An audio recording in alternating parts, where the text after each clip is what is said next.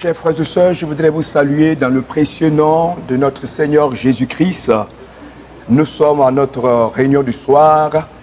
Que le Seigneur vous bénisse abondamment. Nous sommes dans la bonne présence du Seigneur. Et ce soir, le Seigneur met sur notre cœur de partager avec vous une pensée. Et cette pensée se trouve dans Luc, l'évangile selon Luc, le chapitre 5, et à partir du verset 1er. Et le thème que je voudrais ce soir partager avec vous, c'est Christ, la paix. Christ, la paix. Nous lisons dans l'évangile selon Luc, le chapitre 5, à partir du verset 1er, j'ai fait la lecture. Comme Jésus se trouvait auprès du lac de Génézareth, et que la foule se pressait autour de lui pour entendre la parole de Dieu, il vit au bord du lac deux barques d'où les pêcheurs étaient descendus pour laver leurs filets. Il monta dans l'une de ces barques, qui était à Simon, et il le pria de s'éloigner un peu de terre. Puis il s'assit et de la barque, il enseignait la foule. Lorsqu'il eut cessé de parler, il dit à Simon, « Avance en pleine eau et jetez vos filets pour pêcher. » Simon lui répondit, « Maître, nous avons travaillé toute la nuit sans rien prendre, mais sur ta parole, je jetterai le filet. » L'ayant jeté, il prit une grande quantité de poissons et le filet se rompait. Il fit signe à leurs compagnons qui étaient dans l'autre barque de venir les aider. Et il vint et il remplit les deux barques au point qu'elles enfonçaient. Quand il vit cela, Simon-Pierre tomba aux genoux de Jésus et dit, « Seigneur, retire-toi de moi, parce que je suis un homme pécheur. » Car l'épouvante l'avait saisi, lui et tous ceux qui étaient avec lui, à cause de la pêche qu'ils avaient faite. Il en était de même de Jacques, de Jean, fils de Zébédée, les associés de Simon. Alors Jésus dit à Simon, « Ne crains point, désormais tu seras pêcheur d'hommes. » Que le Seigneur bénisse sa parole. Ce texte nous parle de Jésus qui était venu en Galilée, à Génézareth. Et la Bible déclare, il était venu au bord de l'eau et il a décidé de rentrer dans la barque de Simon-Pierre pour annoncer la parole de Dieu. Et pendant qu'il annonçait la parole de Dieu et qu'il prêchait la parole de Dieu, alors quand il a fini, il a demandé à Pierre, à Simon-Pierre, d'avancer en pleine eau et de jeter le filet. Alors Pierre va lui dire, « Seigneur, nous avons travaillé toute la nuit. Nous avons tout fait, mais nous n'avons rien eu. Mais sur la base de ta parole, je jetterai le filet. » Et quand Simon-Pierre a jeté le filet, la Bible déclare qu'il a eu une grande quantité de poissons. C'est pourquoi j'ai dit que mon thème, c'est Christ, la paix. Nous voyons des pêcheurs professionnels, des pêcheurs qui ont pour l'habitude de pêcher toute la nuit. Et certainement, c'est avec cette pêche que Pierre nourrissait sa famille, qu'il s'occupait de sa famille, qu'il réjouissait, n'est-ce pas, le cœur de sa famille, qu'il pourvoyait aux besoins de sa famille, parce que c'est par la pêche, n'est-ce pas, qu'il se prenait en charge et qu'il prenait sa femme en charge, parce que c'était son métier, son travail, c'est de ça qu'il vivait. Et il est venu pour pêcher toute la nuit, il n'a rien eu. Certainement, il y avait l'angoisse, le découragement, le désespoir. Il se posait la question, mais comment je vais nourrir ma famille? Comment je vais m'occuper de ma famille? Alors, certainement, l'angoisse, la peur, la tristesse avaient envahi son cœur parce qu'il va retourner à la maison bréduire sans les poissons. Mais, Dieu soit loué parce que, en ce moment-là, la Bible déclare que Jésus était là. Et quand nous lisons et que nous allons jusqu'à la fin, n'est-ce pas, de notre lecture, nous voyons qu'à la fin, Simon-Pierre a été, n'est-ce pas, a reçu la paix, a retrouvé la paix, a retrouvé la joie. Il a été comblé, les poissons, il a eu une grande quantité de poissons et son cœur a été réjoui. Et certainement, Simon-Pierre va partir à la maison avec le bonheur, avec la joie. Et la question que nous pourrons nous poser est comment Simon-Pierre a pu obtenir la joie, a pu obtenir la paix. Comment Simon-Pierre a pu obtenir la paix?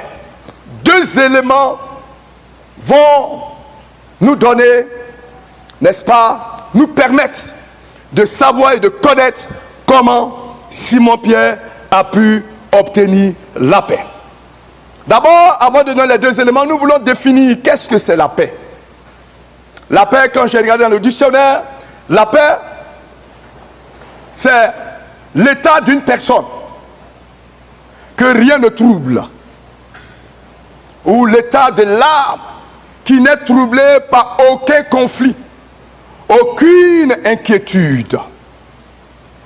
Et les synonymes de la paix, c'est la tranquillité, la sérénité, la quiétude, le repos, le calme.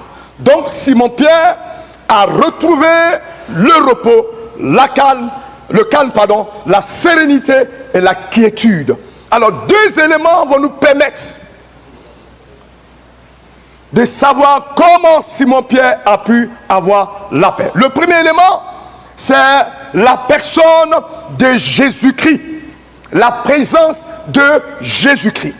Parce que si Jésus n'était pas là, Simon-Pierre n'allait pas avoir cette paix. La rencontre de Simon-Pierre avec Jésus a permis à Simon-Pierre d'avoir la paix. Parce que Jésus, la Bible déclare que Jésus est le prince de paix. C'est lui qui rencontre ou qui donne sa vie à Jésus. C'est lui qui offre sa vie à Jésus. C'est lui qui accepte Jésus. Dieu lui donne la paix. Et la paix ne se trouve pas dans ce monde, dans les bois de nuit, dans les maquis. La paix ne se trouve pas dans les choses de ce monde, mais la paix se trouve au Fils de Dieu. Celui que Dieu a donné. Et la Bible déclare que Dieu a aimé le monde et qu'il a donné Jésus-Christ. La paix se trouve en Jésus. C'est lui, n'est-ce pas, qui est mort à la croix pour que l'être humain soit sauvé, soit délivré, pour que l'être humain ait la paix. Et celui qui rencontre Jésus, celui qui donne sa vie à Jésus, le Seigneur lui donne la paix,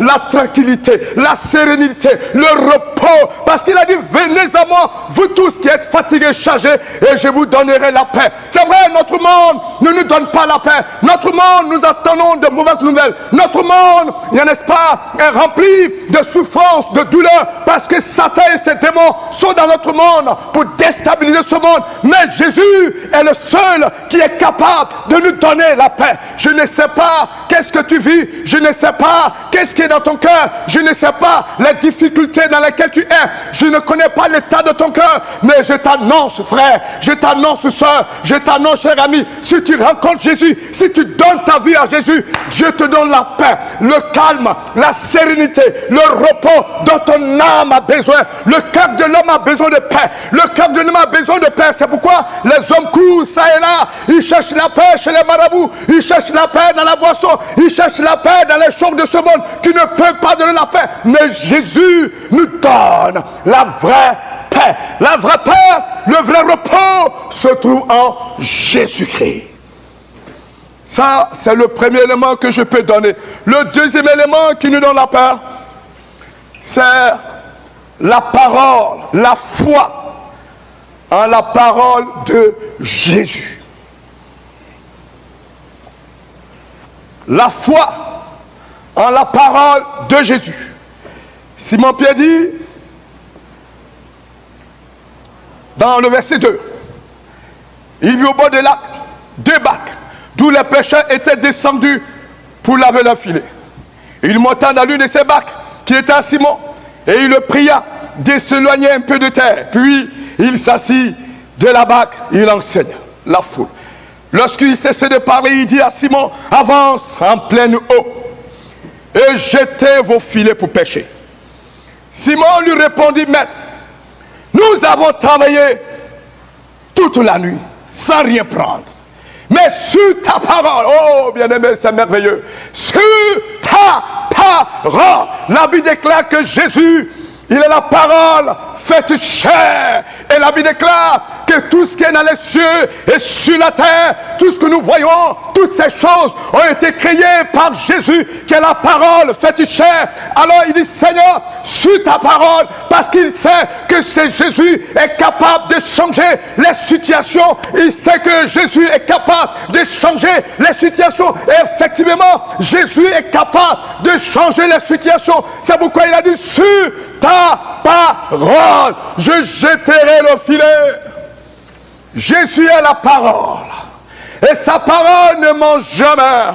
Il est la vérité. Sa parole est oui, amen. Sa parole ne trahit jamais. Sa parole est éternelle. Sa parole est toute puissante. Sa parole est efficace. C'est sa parole. C'est par sa parole que notre Dieu a créé les cieux. Et dans Genèse, le chapitre 1, le verset 2, il dit, la terre est d'abord au commencement, verset 1. Au commencement, Dieu créa les cieux et la terre.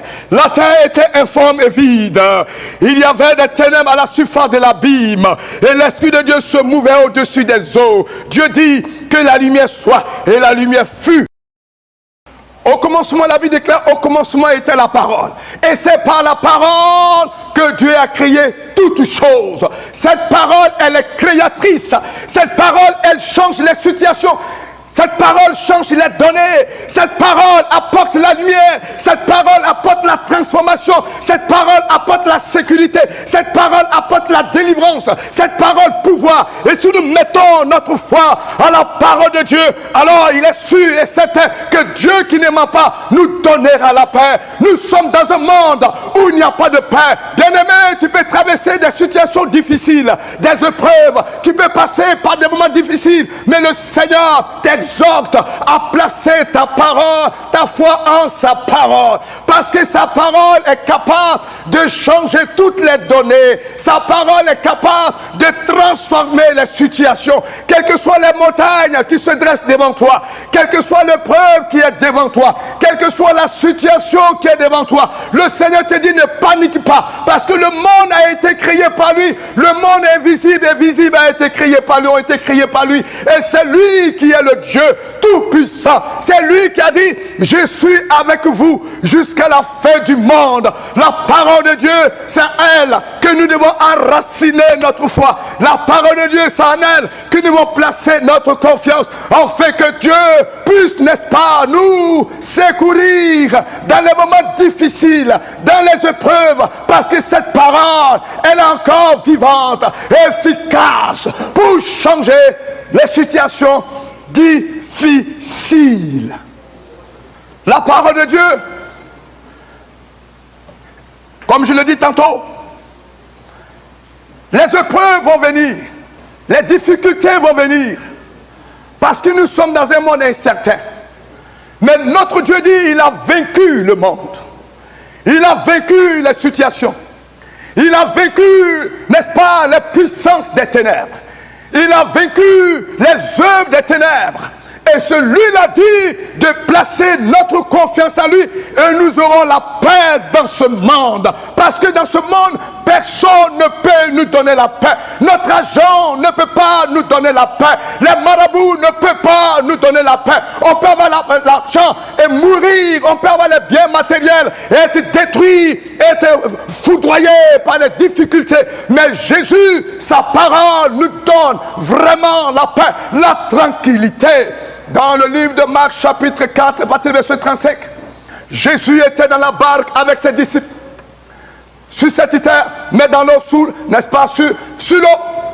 Et la Bible déclare, le vent s'est levé, la tempête s'est levée contre les disciples. Les disciples étaient troublés, paniqués, perturbés, mais ils ont réveillé celui qui donne la paix. Et Jésus, quand il s'est réveillé, par sa parole, il a menacé la tempête. Par sa parole, il a menacé le vent. Et la parole de Jésus peut menacer les situations difficiles. La parole de Jésus est capable de nous sécuriser, de nous protéger. Frère, que ton cœur ne soit point troublé, parce que tu as mis ta foi en celui dont la parole est la vérité, en celui qui ne ment pas. Le monde va vaciller, mais la parole ne change pas. La parole est l'éternelle. Le monde passera, mais la parole ne passera pas. Le monde finira, mais la parole ne finira pas. Si tu places ta parole, ta foi en la parole, toi tu ne finiras pas. Tu auras la vie éternelle. Ton Dieu te protégera, ton Dieu te gardera, quelles que soient les pandémies, quelles que soient les épidémies, les difficultés, les situations. La parole de Dieu te sécurisera. C'est pourquoi, frère, Christ qui donne la paix, il est avec nous. Plaçons notre confiance, quelle que soit la tempête, plaçons notre confiance. Quand nous lisons dans le livre de Exode, les enfants d'Israël, ils étaient en Égypte et le Seigneur voulait frapper l'Égypte. Il a demandé à ses enfants de rester chez eux dans la maison et de tuer l'agneau, de mettre le sang de l'agneau sur les linteaux des portes. Quand l'ange exterminateur passera, alors quand il verra, n'est-ce pas, le sang sur les linteaux des portes, il allait passer par-dessus. C'est ainsi, c'est une marque. Tous ceux qui ont la parole de Dieu dans le cœur, le Seigneur déploiera sa puissance pour les garder. Tous ceux qui ont la parole de Dieu dans le cœur, qui est la sémence, qui est la vie, le Saint-Esprit les gardera. Quelle que soit la situation, tu ne mourras pas, tu ne passeras pas, tu ne seras pas vaincu, mais la parole te donnera les forces nécessaires d'aller. Au contraire, quand les épreuves viennent, Dieu utilise les épreuves pour élever ceux qui mettent en pratique la parole de Dieu. Tous ceux qui placent leur confiance dans la parole de Dieu, les épreuves sont des moyens pour élever les chrétiens, pour élever ses serviteurs. Que Dieu vous bénisse et que la grâce de Dieu vous accompagne. Ne craignez point, placez votre confiance, acceptez le Seigneur et placez votre confiance en la parole de Dieu. Et le Seigneur vous gardera, vous bénira et le Seigneur sera avec vous. Que Dieu vous bénisse. Amen.